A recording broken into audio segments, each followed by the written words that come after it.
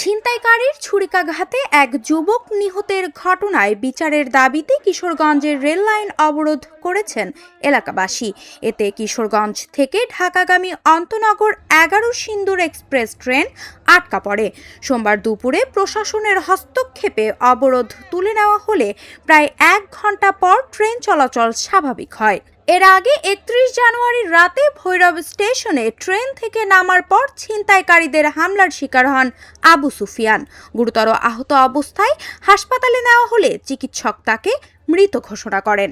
31শে December Bhairab স্টেশনে student যাত্রী নাইমা প্রস্রাব করতে যায় পুকুর পাড়ে ছিনতাইকারী কবলে পড়ে।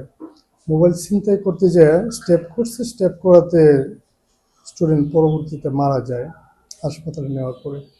আর এই স্টুডেন্টটা ছিল কিশোরগঞ্জে বাড়ি, তাই কিশোরগঞ্জ স্টুডেন্টরা এখানে মানববন্ধন করছেন এবং কি ট্রেন অবরোধ করছেন। ট্রেন অবরোধের কারণে 750 নম্বর ট্রেনখানা 11 সিন্দুর বুদুলি 50 মিনিট বিলম্বে ছাড়া হয়। বর্তমানে ট্রেন চলাচল স্বাভাবিক আছে।